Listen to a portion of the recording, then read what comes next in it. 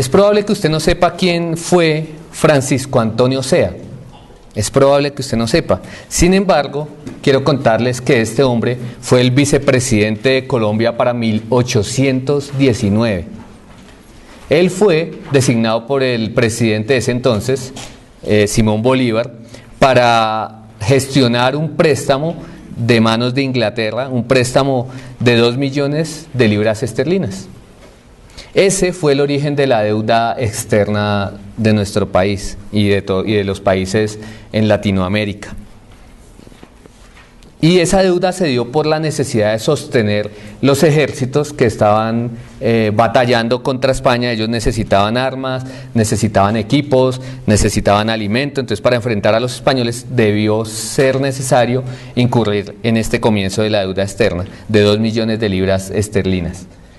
Para enero de 2016, hace un poco más de un año, la deuda externa de Colombia sumó 109.280 millones de dólares, lo que equivale al 37.1% del Producto Interno Bruto de nuestro país.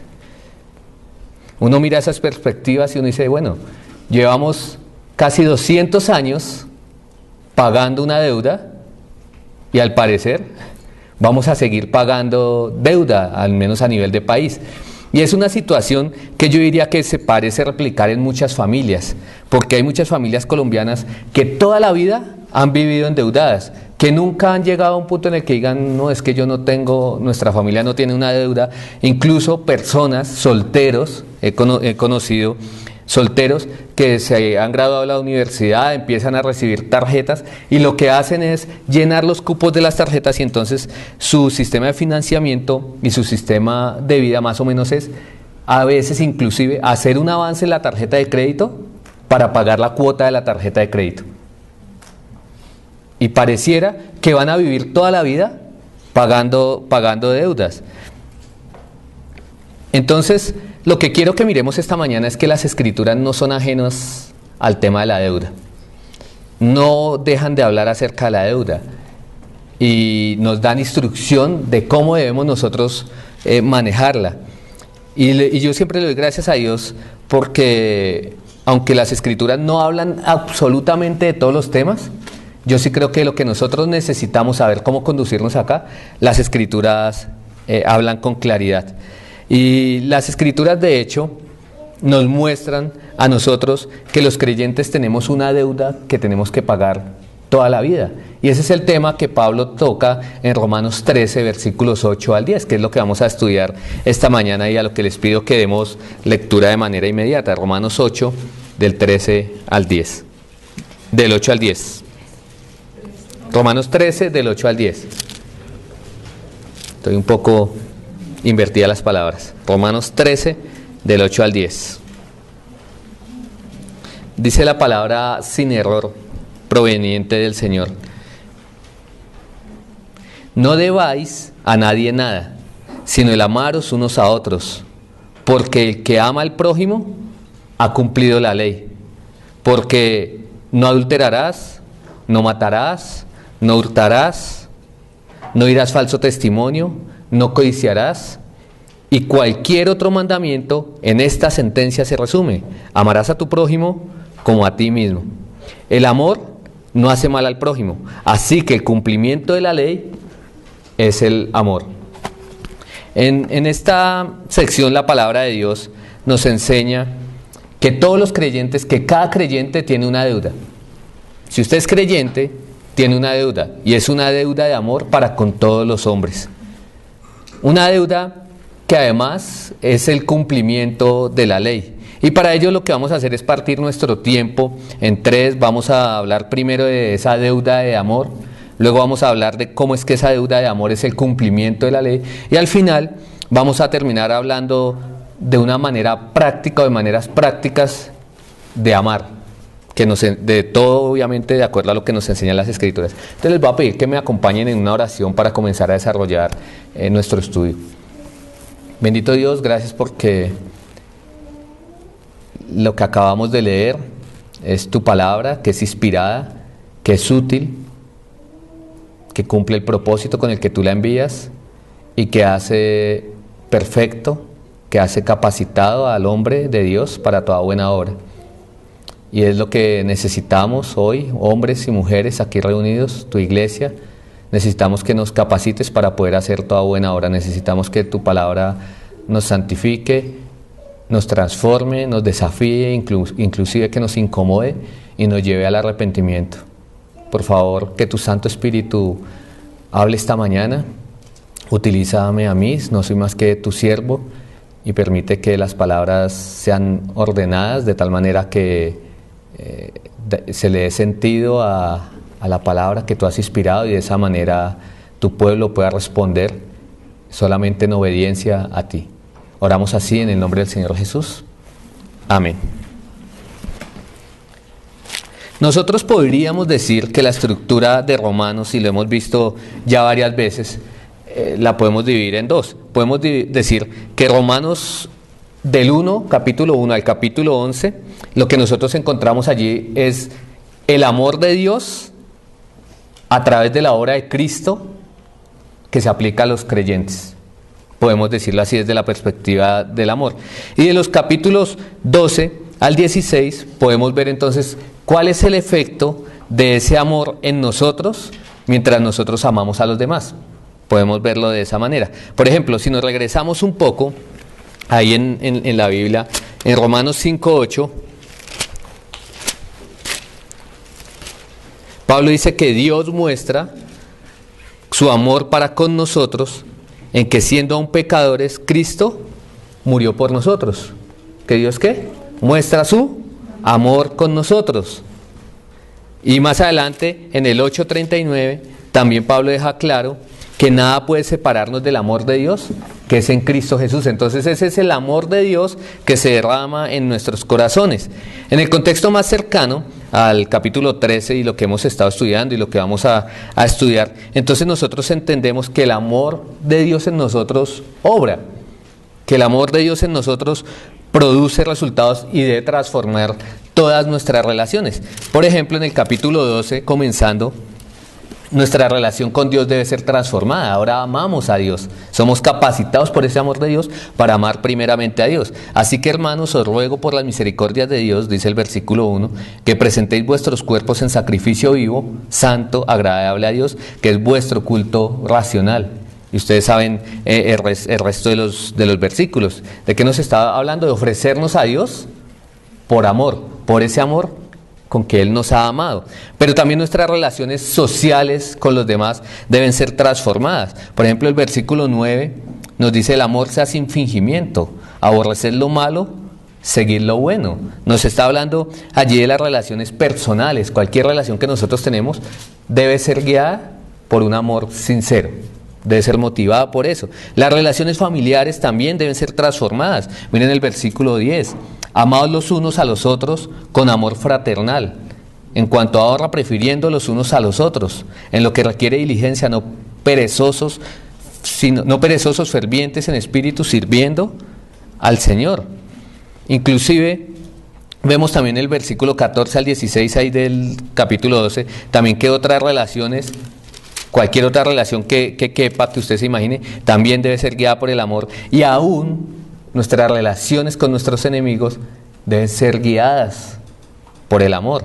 Cuando hablo de enemigos, no estoy diciendo de personas que usted odie, porque usted y yo no tenemos derecho a odiar a nadie, sino de personas que nos estén persiguiendo, que nos estén odiando, de pronto inclusive por nuestra fe. Miren el versículo 17, todavía en Romanos 12. No paguen a nadie mal por mal, procurad lo bueno delante de todos. Si es posible, en cuanto dependa de vosotros, estad en paz con todos. No os venguéis vosotros mismos, amados míos, sino dejad lugar a la ira de Dios, porque escrito está: mía es la venganza, yo pagaré, dice el Señor. Y mire lo que debemos hacer por amor a nuestros enemigos. Así que si tu enemigo tuviere hambre, ¿qué? Dale de comer. Si tuviere sed, dale de beber. Pues haciendo esto, ascuas de fuego amontonarás sobre su cabeza. No seas vencido de lo malo, sino vence el mal con el bien. ¿Qué es lo que está diciendo Pablo allí? Que cuando amamos a nuestros enemigos, podemos llevarlos al arrepentimiento. Es un texto que merece ser estudiado aparte, pero que ya lo hemos visto acá. Entonces, en el capítulo 13, Pablo sigue hablando de lo mismo, no es un tema aparte. y habla de las autoridades. ¿Qué quiere decir eso? Que aún la relación con las autoridades, que aún el pagar los impuestos, el someternos a las autoridades, tiene que ser guiado por amor, tiene que ser de una manera sincera. Y en la sección que nos encontramos hoy, entonces, es esa deuda de amor, o esa deuda eterna de amor, que es el cumplimiento de la ley. Entonces, si solo pudiéramos hacer una vista panorámica, lo que Pablo nos está diciendo aquí es que debido a ese amor que Dios ha derramado en nuestros corazones, debido a que Dios nos ha perdonado, a que Dios nos ha dado salvación por pura gracia cuando éramos pecadores, cuando no éramos más que sus enemigos, entonces toda nuestra vida debe ser transformada y estamos capacitados para amar. Estamos capacitados para cumplir las responsabilidades de Dios y todas nuestras relaciones deben ser guiadas por un amor santo, por un amor que debe emanar en todo aquel que ha sido amado por Dios. Entonces, entrando en nuestro texto, vemos en el versículo 8, Pablo comienza escribiendo cuál es esa deuda que tenemos. Y comienza diciendo, no debáis, ¿qué? A nadie nada. Concretamente, ¿a qué se refiere ese mandamiento? Es un mandamiento, ¿no? No debáis a nadie nada. Es inclusive radical, no debáis poquito, sino es no debáis, no lo hagan, no deban a nadie nada. ¿De qué está hablando Pablo realmente? Hay tres posibilidades y yo creo que las tres son ciertas. Está hablando Pablo de no deber los impuestos que debemos pagar, porque unos versículos antes acababa de hablar de eso. Está hablando Pablo de una prohibición de tomar prestado y de prestar dinero. O número 3, está Pablo usando esa expresión de no amar, de no deber nada, para hacer una transición a la obligación que sí tenemos, que es la obligación de amar. Y como les digo, yo creo que las tres tienen razón. Primero, sí, Pablo, si uno lo mira de manera lógica, el desarrollo lógico del pensamiento de Pablo, él acaba de mandar a los creyentes a pagar todo lo que deban. Dice, al que tributo, al que impuesto, y ahora dice, no debáis nada a nadie. Entonces es un razonamiento lógico que esté hablando que no debemos deber impuestos, que debemos pagarlos. Es un razonamiento lógico. Creo que esa es una buena respuesta, sí, está hablando de no deber nuestros impuestos, pero está hablando más que eso, porque ya había dicho que no debamos impuestos. Ya lo había mencionado, entonces está desarrollando la idea de una manera más amplia. Podríamos preguntarnos entonces si es una prohibición de pedir dinero prestado. Si la Biblia prohíbe prestar y tomar dinero prestado. Y eso ha sido un tema controversial porque he escuchado muchas personas, hermanos, puedo decir en la fe, que dicen que la Biblia prohíbe radicalmente ese tipo de prácticas financieras y en realidad no. En realidad en la Biblia nosotros no encontramos ninguna prohibición concluyente de prestar o tomar prestado dinero. Y dejemos que sean las mismas escrituras las que nos respondan. En el Antiguo Testamento, por ejemplo, la ley mosaica, Moisés, era clara en la prohibición de prestar cobrando usura, pero no de prestar ni de pedir prestado. Por ejemplo, Éxodo 22, versículo 25, dice el mandato del Señor: cuando prestares dinero a uno de mi pueblo, al pobre que está contigo, no te portarás con él como un logrero, ni le impondrás usura. Cuando prestéis, no dice no prestéis, dice cuando prestéis, ¿qué harás? No vas a abusar de él, no le vas a poner intereses de usura. Incluso Dios instruyó a su pueblo respecto a no negarse a prestar. Se instruyó en eso. En Deuteronomio, capítulo 5, versículo 7, encontramos la instrucción. Dice allí: cuando haya en medio de ti menesteroso de alguno de tus hermanos, en alguna de tus ciudades, en la tierra que Jehová tu Dios te da, no endurecerás tu corazón, ni cerrarás tu mano contra tu hermano pobre, sino abrirás a él tu mano liberalmente, y en efecto le prestarás lo que necesite. Y es la instrucción del Señor, obviamente allí con su pueblo Israel en Antiguo Testamento. Dice además: guárdate de tener tu corazón pensamiento perverso diciendo, cerca está el año séptimo, el de la remisión, y mires con malos ojos a tu hermano menesteroso para no darle, porque él podrá clamar a ti, podrá clamar contra ti a Jehová, y se te contará por pecado. Y miren el versículo 10, allí mismo en Deuteronomio 15. Sin falta le darás, y no serás de mezquino corazón cuando le des, porque por ello te bendecirá Jehová tu Dios en todos tus hechos, en todo lo que emprendas. Entonces Dios prometió en el Antiguo Testamento bendecir a su pueblo cuando prestaran a sus hermanos. Cuando sus hermanos estuvieran en necesidad y ellos prestaran, Dios mismo prometió bendecirlo. Aun cuando se estuvieran arriesgando a que sus hermanos no le prestaran, no les devolvieran lo que ellos prestaran, porque estaba cerca del año séptimo, que era el año en que se anulaban las deudas. Entonces el Señor dice, ojo, ten cuidado de decir, no voy a prestar porque es que como ya viene el año, entonces no me va a pagar, ¿cierto? Eso es lo que nosotros encontramos en las Escrituras, que lo que se debe es no tener un corazón mezquino, dice allí también en Deuteronomio, no tengas un corazón tacaño, podemos decir nosotros en lenguaje más conocido, no seas amarrado, no seas tenido, sino que tienes que ser, ¿cómo? Liberal con tus hermanos, y si tienes para prestar, debes prestarle, era la instrucción. David, haciendo una comparación entre el impío y el creyente, entre el impío y el justo, en el Salmo 37, habla respecto a las finanzas. Y dice el versículo 21, el impío toma prestado y no paga, mas el justo tiene misericordia y da. ¿Por qué se caracteriza el impío? Porque cuando toma prestado, ¿qué hace? No paga, mientras que el justo antes da. Y más adelante, en el 26, también allí el mismo Salmo de David, en el 37, él dice, en todo tiempo, está describiendo al justo allí, en todo tiempo tiene misericordia y presta, y su descendencia es para bendición. ¿Qué hace un justo?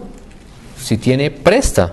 Entonces nosotros encontramos en la ley, en Deuteronomio, lo encontramos en los Salmos, incluso en los Proverbios, en la sabiduría, también era enseñado que el que presta dinero, independiente si se lo devuelven o no, tiene recompensa. Ustedes conocen seguramente este proverbio, Proverbios 19:17. A Jehová presta el que da al pobre, y el bien que ha hecho se lo volverá a pagar. Entonces, basados en esos textos que hemos visto, nosotros podemos observar que el dar prestado, que el tomar prestado, era algo normal y legítimo en el pueblo de Israel. La ley obviamente regulaba los préstamos, lo que sí prohibía la ley era el cobro de intereses a los desvalidos, a los necesitados, prohibía el cobro, pero no prohibía más bien el cobro de intereses razonables, siempre y cuando no pasaran la usura. En nuestro caso eso no lo regula la Iglesia, decir cuál es la tasa de usura, pero tenemos unas leyes que también establecen en Colombia cómo deben ser los préstamos, cuáles son las tasas de intereses. Entonces, el Antiguo Testamento no prohíbe en ningún momento prestar ni tomar prestado. Entonces, claramente aquí en Romanos 13, cuando Pablo dice en el versículo 8, no debáis a nadie nada, no está haciendo una prohibición de prestar. Inclusive, en el Nuevo Testamento, en el Sermón del Monte, también el Señor Jesús aprueba la solicitud de préstamo. Miren el versículo 42 de Mateo 5. Al que te pida, dale. Al que quiera tomar de ti prestado, no se lo rehuses. Incluso el Señor Jesús también prometió recompensa para las personas generosas que prestan dinero, también a personas que quizás no le regresen. En Lucas 6:35 nosotros encontramos esa instrucción. Amad pues a vuestros enemigos y haced bien y prestad, no esperando de ello nada, y será vuestro galardón grande, y seréis hijos del Altísimo, porque Él es benigno para con los ingratos y malos. ¿Qué está diciendo ese versículo? Que si nosotros prestamos, aunque no nos devuelvan, ¿Dios qué hace? Dios da galardón. Entonces no es algo solamente del Antiguo Testamento, sino es algo que el Señor Jesús también refrenda. No es que podamos decir, bueno, es que eso era la ley, ya en el Nuevo está prohibido. Inclusive el Señor Jesús avala para un negocio el tomar o el pedir prestado. Él lo estipuló, si se hace de la manera correcta y con fines de inversión. En la parábola de los talentos, ustedes recordarán que Él amonestó allí a los siervos, a 2 de ellos que hicieron buen uso del dinero, los felicitó, les prometió recompensa, pero al que no invirtió le hace una amonestación que nosotros encontramos en Mateo 25 en el versículo 27. A ese siervo que él llama infiel, él le dijo: debíais haber dado mi dinero a los banqueros, y al venir yo hubiera recibido lo que es mío. ¿Con qué? Con los intereses. O sea, debías haber ¿qué? Prestado mi dinero, haber invertido mi dinero para recibir intereses. O sea, aunque sea hubieras hecho eso, es lo que le está diciendo al siervo inútil, al siervo infiel que no hizo lo que debía. Pero lo importante para nosotros aquí es que el mismo Señor Jesús, inclusive para inversión, avaló los préstamos. Creo que muchos empresarios, a muchos les sería prácticamente imposible iniciar un negocio si no fuera por medio de requerir de un préstamo de un banco o tal vez de algún familiar a manera de inversión inicial, un préstamo. En la agricultura, por ejemplo, las personas, los campesinos a veces necesitan invertir en semilla, en abonos, en fertilizantes, grandes cantidades de dinero. Y si ellos no tienen ese dinero, no podrían comenzar sus cultivos. Incluso muchas familias de escasos recursos en Colombia, y creo que muchos de ellos están y podemos estar ahí, no pueden comprar con facilidad una casa si no es por medio de acudir a un préstamo hipotecario. Entonces la Biblia avala el tomar esos préstamos, pero solamente cuando ellos son necesarios, solamente cuando realmente está hablando de una necesidad, solamente cuando se pueden pagar y no cuando se usan para comprar cosas innecesarias, de pronto para comprar lujos. De hecho, yo diría que una persona tiene mayor libertad de pensamiento, de accionar, de proyectar su vida cuando no está amarrado a una deuda. Y por el contrario, uno ve muchas personas atormentadas por causa del gasto descuidado. El ejemplo que les ponía ahorita de las tarjetas de crédito que se usan para pagar cosas que no son necesarias, y a veces ve uno a personas pero realmente presionadas, oprimidas, esperan que les llegue su sueldo para pagar las tarjetas de crédito. No estoy diciendo que no haya un buen uso de las tarjetas de crédito y que todos tienen que devolver las tarjetas de crédito. Creo yo que hay un buen uso de estas tarjetas, igual que todos los préstamos.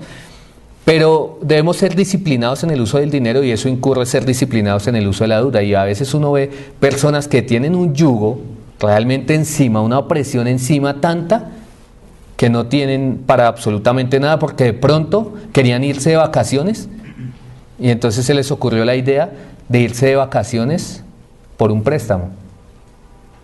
Y yo les digo, ¿irse de vacaciones es una necesidad? No, considero yo que si el Señor le da el dinero para usted irse de vacaciones a donde quiera y darse el lujo, hágalo, pero no se endeude para eso. No se endeude para un lujo, no se endeude para un lujo.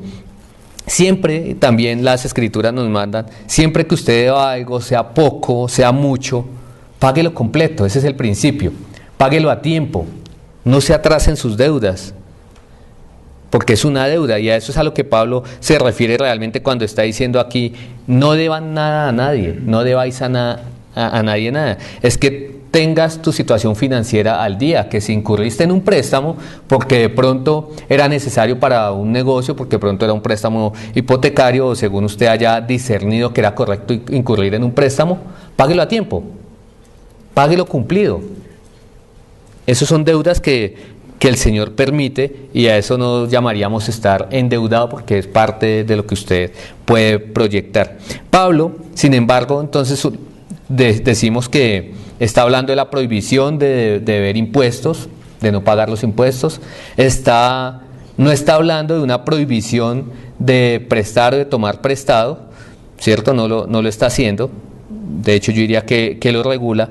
Pero también está usando esa expresión: no debáis a nadie nada para hacer una transición y retornar al tema central que él venía hablando, que ¿cuál era?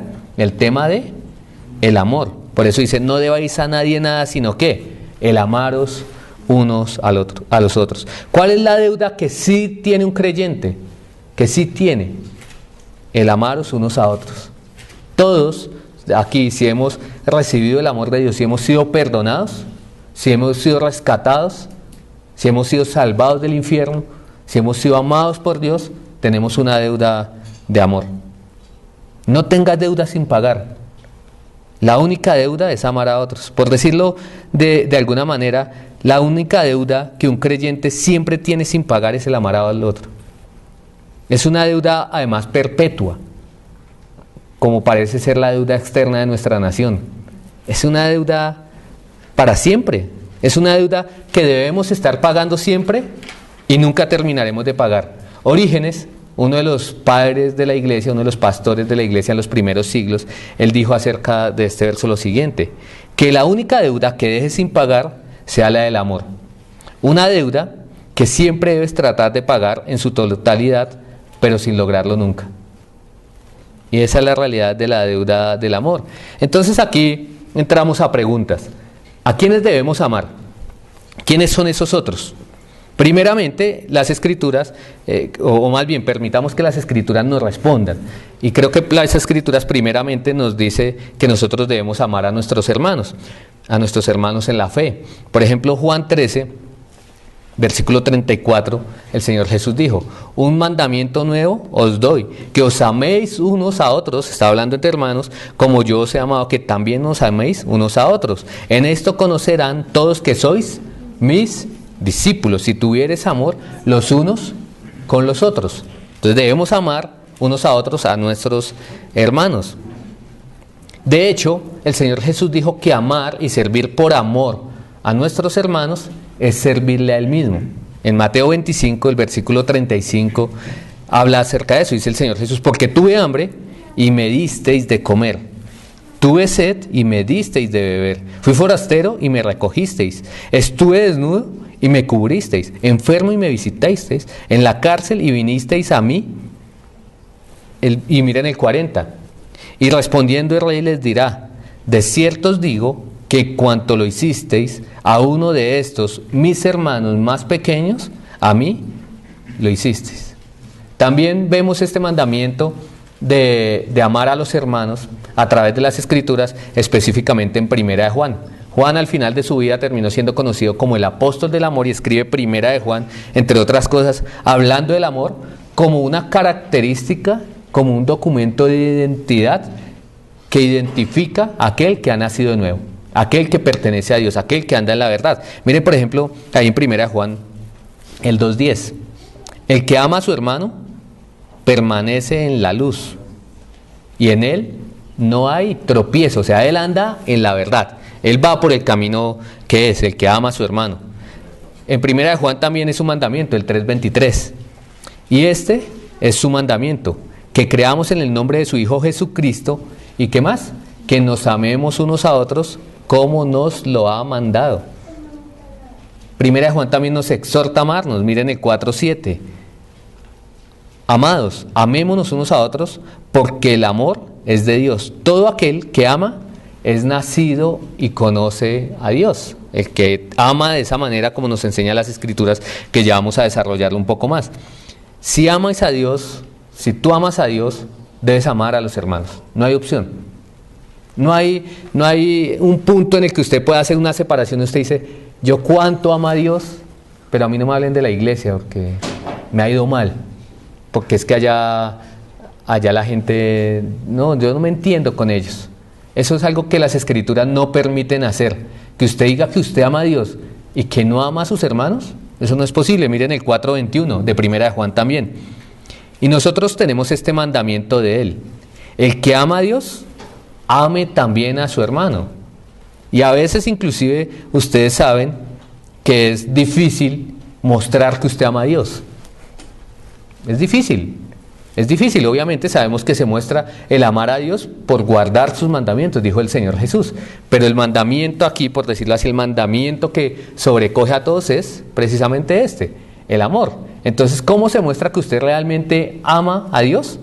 En que usted ame a sus hermanos. Pablo, no solamente Juan, no solamente el Señor Jesús, Pablo también escribió a los colosenses instándolos a que ellos fueran identificados por el amor, al que inclusive él llama allí en Colosenses 3, versículo 12 en adelante, el vínculo perfecto. O sea, el amor es lo que genera unidad en el cuerpo. Dice Pablo, vestíos pues como escogidos de Dios, santos y amados de entrañable misericordia, de benignidad, de humildad, de mansedumbre, de paciencia, soportándoos unos a otros y perdonándoos unos a otros, si alguno tuviere queja contra otro. De la manera que Cristo os perdonó, así también hacedlo vosotros. ¿Qué estaba diciendo? Vestíos, anden, y que eso sea lo que los identifique. Que cuando lo vean a usted no digan, viene con este traje, viene el que se viste de amor, el que se viste en santidad, el que se viste de amor. Inclusive también el 14 de Colosenses 3 nos dice, sobre todas estas cosas, vestidos de amor, que es el vínculo perfecto, es la unión, es la soldadura perfecto. Lo que une las relaciones realmente es ¿qué? El amor, el amor. Por eso muchas veces nosotros vamos a ver que nuestras relaciones en la fe son relaciones más duras a veces y más fuertes que las relaciones en la sangre. ¿Por qué? Porque está el vínculo perfecto del amor. En 1 Corintios 14:1, seguid del amor y procurad los dones espirituales, pero sobre todo que profeticéis. Está hablando de los dones, pero primero, ¿qué dice? Seguid el amor. Inclusive Pablo, cuando le escribió a Timoteo en su primera carta, manda a Pablo a que amoneste a las mujeres a amarse. En el 2:15 dice, pero se salvará engendrando hijos si permaneciese en fe, amor y santificación con modestia. Y el apóstol Pedro también lo hace. O sea, es que el amor a los hermanos está en todas las escrituras y solamente casi que tenemos es que escoger de lo mucho que hay, porque si usted abre las escrituras y si pudiera escurrirlas así, lo que vería es que escurre acerca del amor. Es central. Ya lo vimos que decíamos que primero es el amor que recibimos de Dios, la obra de Dios, lo que nos habilita también a nosotros para amar. Pero en su primera carta, capítulo 1, versículo 22, él dijo, habiendo purificado vuestras almas por la obediencia a la verdad mediante el Espíritu, ¿para qué? Para el amor fraternal. Nuestras almas fueron purificadas, ¿para qué? Para el amor fraternal no fingido, igual que lo dijo Pablo en el capítulo 12. Amados unos a otros, aquí también en 1 Pedro, amados unos a otros, entrañablemente de corazón puro. Entonces nosotros tenemos una deuda, y tenemos una deuda de amar a los hermanos, y yo los amonesto, los animo, hermanos, a que usted no se canse de amar. No se canse de amar. A veces uno habla con personas que han sido defraudadas, que les han hecho daño, que han sufrido una traición, de pronto en la iglesia, y están cansados. Y uno dice, entiendo, pero el Señor nos permite cansarnos y decir, ya dejo de amar. ¿Por qué? Porque Él nunca se cansó de amarnos a nosotros. Él no subió un momento a la cruz y dijo, uy, no, ya me cansé de amar. Y es más, ahora está en el cielo preparándonos morada para estar con Él, y no lo va a dejar hecho a medias, sino que un día vamos a ir a esa morada, Él mismo va a venir por nosotros. Entonces, mientras estemos acá, la mejor forma que nosotros tenemos de mostrar a otros, además de predicar la palabra, la mejor forma que nosotros tenemos de mostrar a otros el amor de Dios, es amándolos, es amando a nuestros hermanos. Pero también las Escrituras nos mandan ese amar a otros, esa descripción de ese amor, nos mandan también amar a los incrédulos. Sean amables, sean simpatizantes, sean empáticos con nosotros, sean toscos, nos hagan la vida imposible. Literalmente, de hecho, acá, cuando Pablo dice ahí en el versículo 8, no debáis a nadie, sino el amaros unos a otros, literalmente esa palabra prójimo es traducida como otros. Es esa palabra. Y ese otros, al igual que no debáis a nada a nadie, no está diciendo no debáis nada a los hermanos, no está diciendo a nadie. Entonces el amaros no es solamente a los hermanos, el amaros también es a cualquiera.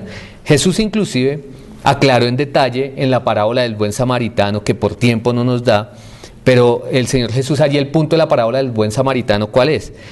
Que el prójimo es cualquier persona con la que nosotros tengamos contacto, principalmente si es una persona que se encuentre en necesidad. Para los que toman nota, la parábola la encuentran en Lucas 10, del 25 al 37.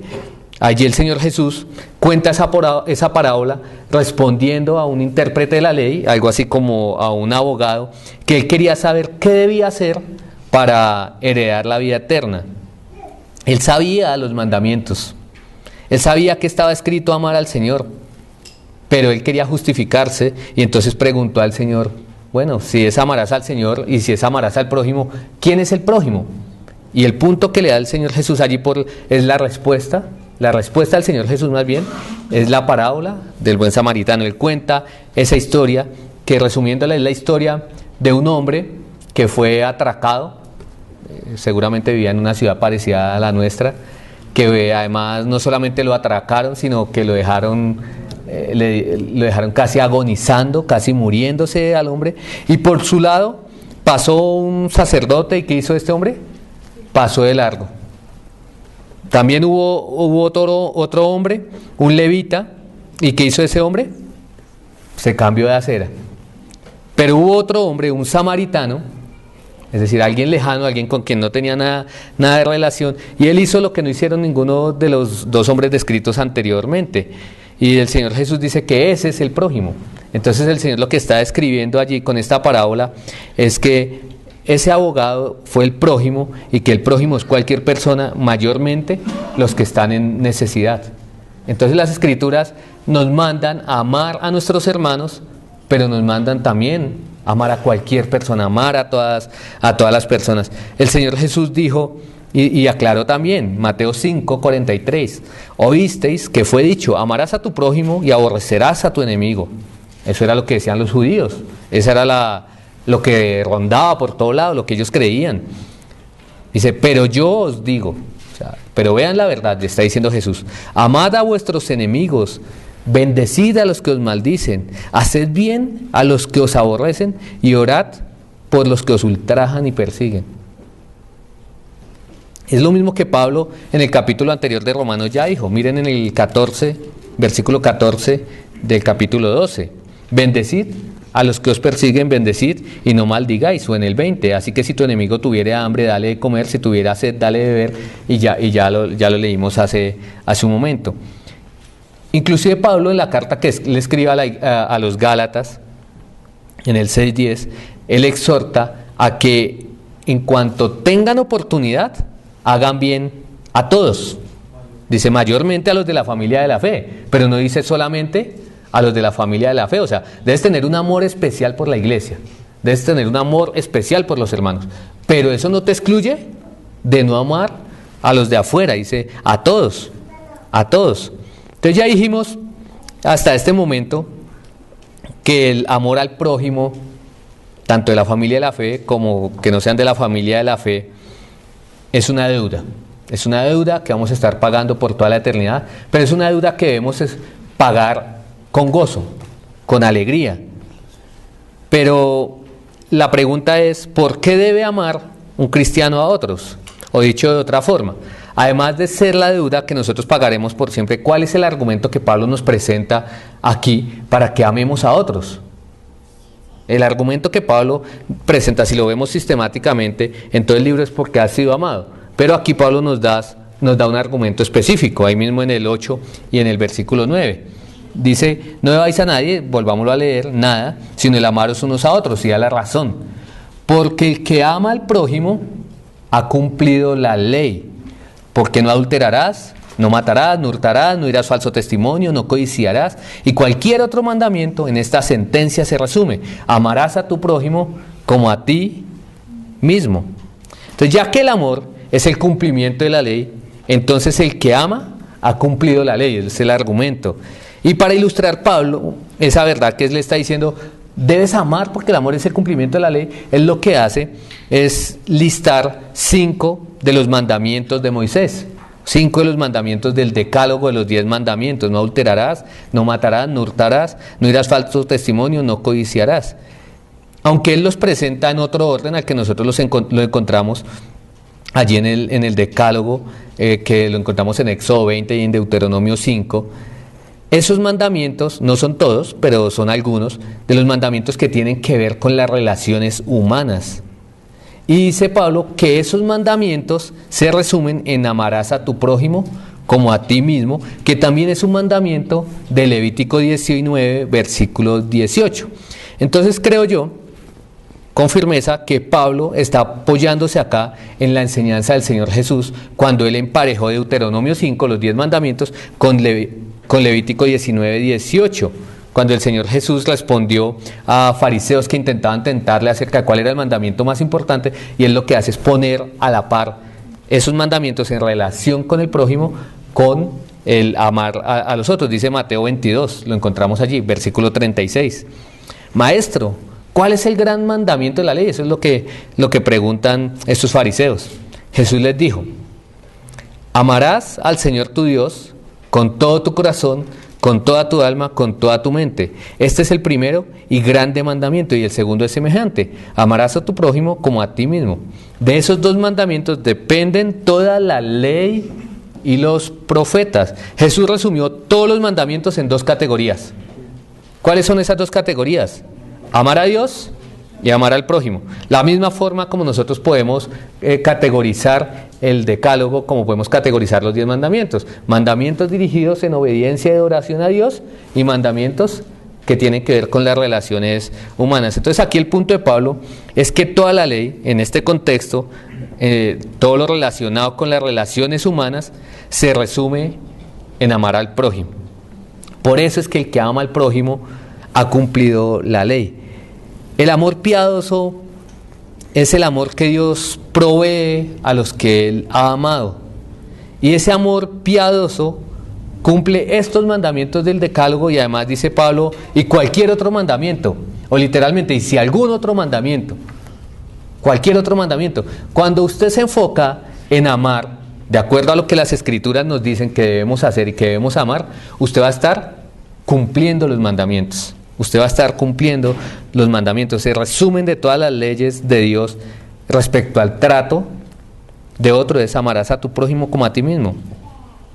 Si tan solo nosotros amáramos al prójimo como a nosotros mismos, no tendríamos ningún problema. No le haríamos daño absolutamente a nadie. ¿Y a qué se refiere tanto Pablo aquí como el Señor Jesús con amarás a tu prójimo como a ti mismo? Mucho ojo, mucho cuidado con pensar que la Biblia nos está mandando a amarnos. Eso es una mala interpretación que se le ha dado. Eso es lo que enseña la psicología que se ha metido a la iglesia, que debes amarte para poder amar al prójimo, porque si no te amas, entonces no puedes amar al prójimo. Las Escrituras dan por sentado que nosotros somos seres humanos, pecadores, caídos, y que ya tenemos un muy alto concepto de nosotros mismos, que nosotros tenemos una elevada autoestima. Entonces el mandato es amar al prójimo de la manera en que ya nos amamos a nosotros mismos. No es un mandato a amarnos, porque si no, no vamos a poder amar. Es un mandato a... Es que el Señor lo que está diciendo es: si tan solo tú te preocuparas por tu prójimo, por tu hermano, como te preocupas por ti, eso es lo que está diciendo. Si ustedes... Es la ilustración de siempre, pero si ustedes se machucan el dedo pequeño, el dedo meñique, ¿qué hacen? ¿Se quedan quietos? No, inmediatamente lo cubren. Pero si usted ve que alguien más se machuca el dedo pequeño, ¿ustedes qué hacen? Muchos se ríen, muchos sueltan la carcajada. Uy, pero mire lo que le pasó. Pero ¿cómo deberíamos actuar?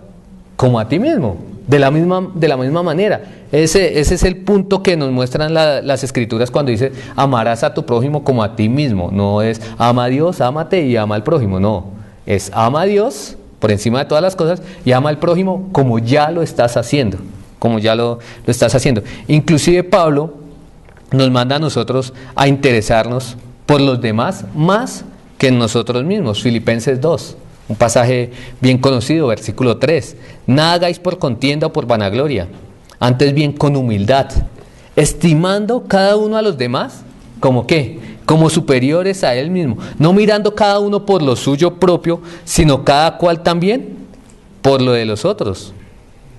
Tener ese interés desinteresado por los demás, ese es el fruto del amor genuino, ese es el fruto del amor piadoso. Y eso es lo que nos va a llevar a no hacer mal al prójimo, como dice Pablo allí en el versículo 10. El amor, ¿qué? No hace mal al prójimo. No hace mal al prójimo. ¿Qué es entonces lo que hemos dicho hasta el momento? Hemos dicho que tenemos un mandamiento de amor, un mandamiento de amar. Si realmente Dios ha derramado su amor en nosotros, nosotros estamos obligados a amar, y no digo obligados a amar en una obligación solamente como de coacción, sino en una obligación que incluso nuestro mismo espíritu nos pide, nos lleva a amar, nos lleva a tener compasión, ¿cierto? Pero hemos dicho también que ese prójimo es tanto hermanos como incrédulos, ¿cierto? Y que la razón que presenta Pablo es que el amor es el cumplimiento de toda la ley. El amor es el cumplimiento de la ley. El amar al prójimo como amarnos a nosotros mismos nos lleva a tener incluso buenas relaciones, nos lleva a no hacer mal al prójimo. Y dice allí el versículo 10, termina reiterando con esta misma verdad. Así que el cumplimiento de la ley es el amor. Quiero tomar unos minutos finales cortos, no se angustien, unos minutos cortos, para que nosotros pensemos, bueno, ¿cómo hacemos para amar? ¿Y qué es el amor? Porque a veces nos quedamos como en una definición muy romántica de lo que es el amor, muy en el aire.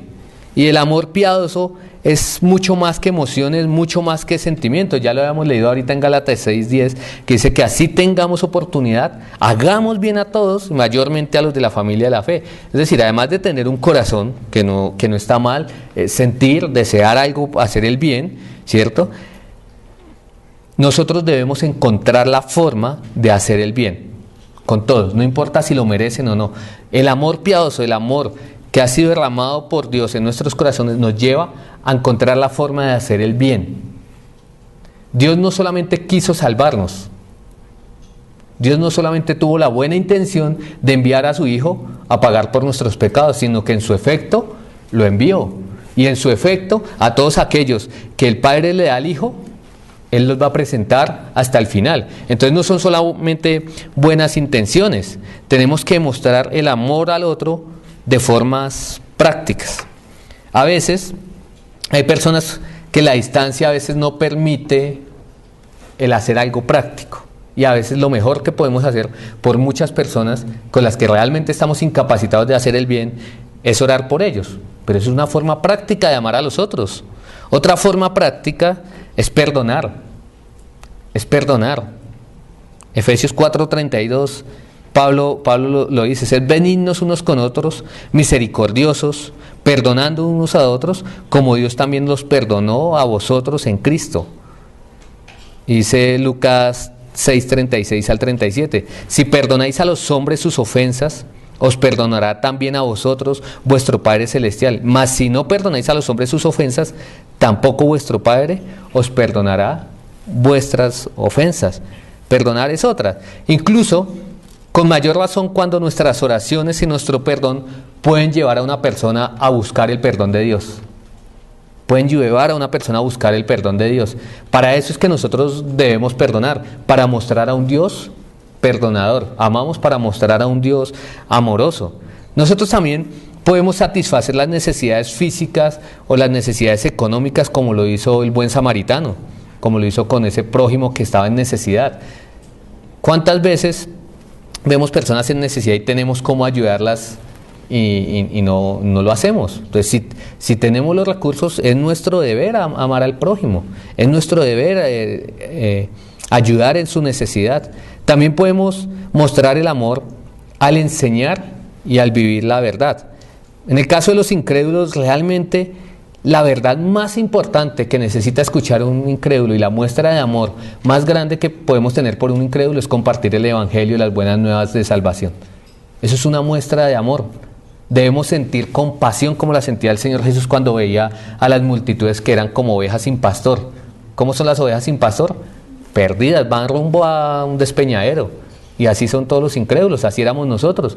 Entonces el amor en forma práctica nos debe llevar a vivir, a mostrar esa santidad de forma práctica, pero también a predicar el Evangelio. El amor piadoso, mis hermanos, tampoco rehúsa hacer cualquier cosa. Incluso, o más bien, el amor piadoso rehúsa a no hacer cosas, incluso cosas que no son pecaminosas, que puedan ofender la conciencia de un hermano y hacerle caer. Hay cosas que usted puede dejar de hacer, o que usted puede hacer, y en sí mismas no son pecaminosas. Hacen parte de la libertad cristiana. Pero si eso lleva a hacer piedra de tropiezo, a hacer caer a un hermano que es más débil, el amor debe llevarlo a usted a prohibirse esas libertades que las Escrituras, que Dios mismo nos da. El amor es sufrido, el amor es benigno, el amor no tiene envidia, no es jactancioso, el amor no se envanece, no hace nada indebido, no busca lo suyo, no se irrita, no guarda rencor, no se goza de la injusticia, se goza de la verdad. El amor todo lo sufre, todo lo cree, todo lo espera, todo lo soporta. El amor nunca deja de ser. Ese es un hermoso poema de Pablo describiendo el amor de Dios en 1 Corintios 13. El amor piadoso incluso está dispuesto a sacrificar sus propias necesidades por el bienestar de otro, inclusive llegando a ofrendar su vida si fuera necesario. Ustedes conocen Juan 15. Nadie tiene mayor amor que este, que uno que ponga su vida por sus amigos. Y obviamente el Señor fue el máximo ejemplo. Dice también Filipenses, el cual siendo en forma de Dios, no estimó el ser igual a Dios como cosa que aferrarse, sino que se despojó a sí mismo tomando forma de siervo hecho semejante a los hombres. Ya se humilló, se despojó y además, ¿qué más? Y estando en la condición de hombre, se humilló a sí mismo haciéndose obediente ¿hasta dónde? Hasta la muerte y muerte de cruz. Se sacrificó, se despojó del mismo, de la gloria que solamente él podía tener, de la gloria que solamente Dios puede tener. ¿Qué hizo él? Se despojó. ¿Por qué? Por amor. Juan nos recuerda que nosotros debemos imitar a Dios en esto. Dice, en esto hemos conocido el amor, en que Él puso su vida por nosotros. También nosotros debemos poner nuestras vidas para los hermanos. Y yo la verdad, les soy sincero, a medida que yo he estado estudiando esto y que lo he estado escribiendo, yo mismo me he sentido fuertemente acusado y he llegado a entender que no amo como debería amar. Que realmente ese amor que a veces uno dice tener es nada, es muy blando. O piense usted, ¿qué sacrificios le ha costado a usted amar a... Ni siquiera estoy diciendo a sus enemigos. ¿Qué sacrificios le ha costado a usted amar a sus hermanos? ¿Cuál es el sacrificio que usted ha derramado una gota de sangre? Y nos falta amar, nos falta amar mucho. Y tenemos que recordar que la única forma que nosotros podemos amar así es porque Dios mismo nos habilita para amar así. Porque es una carga altísima. O sea, es imposible. Si usted va y le dice a una persona, vea, usted tiene que hacer esto, es imposible. A no ser que Dios lo haya llamado a usted, usted no puede. Porque Dios provee a sus hijos todo lo que sus hijos necesitan para obedecer a sus mandamientos y seguir su ejemplo, incluyendo el amor. Dice, lo leíamos hace un momento en Romanos 5:5, porque el amor de Dios ha sido derramado en nuestros corazones por el Espíritu Santo.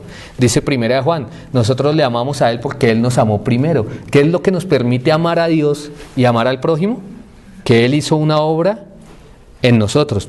Eso es lo que nos enseñan las Escrituras. Quiero terminar con este texto de Efesios 3 del 17 al 19. Pablo oraba para que los efesios entendieran el amor de Dios. Y creo yo que es una oración válida, porque si usted hoy se siente incapaz de amar como Dios quiere que usted ama y como Dios demanda que usted y yo amemos, es una buena oración, la que Pablo hacía por los efesios, allí en Efesios 3, versículo 17 en adelante. La oración de Pablo era, para que habite Cristo por la fe en vuestros corazones, a fin de que arraigados y cimentados en amor, seáis plenamente capaces de comprender con todos los santos cuál sea la anchura, la longitud, la profundidad y la altura, y de conocer el amor de Cristo que excede todo conocimiento, para que seáis llenos de toda la plenitud de Dios.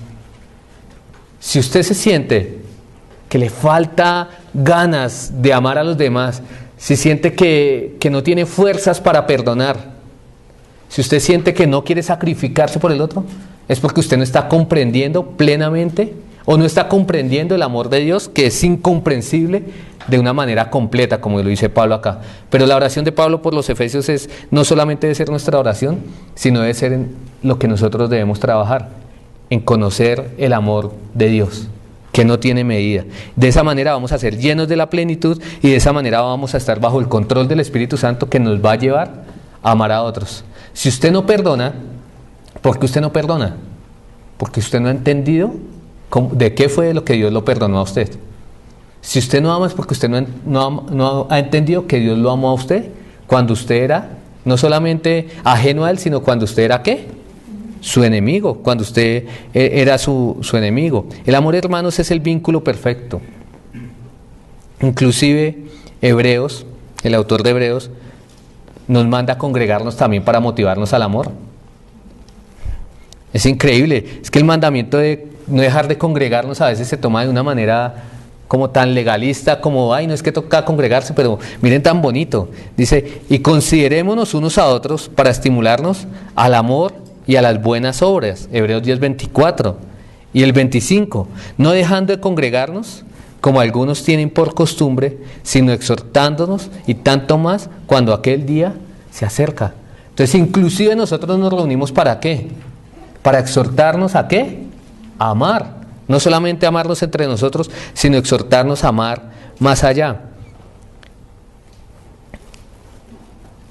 Yo solo quiero llevarlo a que usted piense realmente de forma práctica y que esto no se quede en el aire, en un mensaje de decir, sí, yo amo y voy a amar y ahora sí voy a amar, sino que realmente en oración terminemos pidiéndole al Señor que nos lleve al punto de actuar, que nos lleve al punto de entender si tenemos que perdonar, si tenemos que orar, si tenemos que proveer para alguien, si tenemos que dar, si tenemos que sacrificar nuestras comodidades.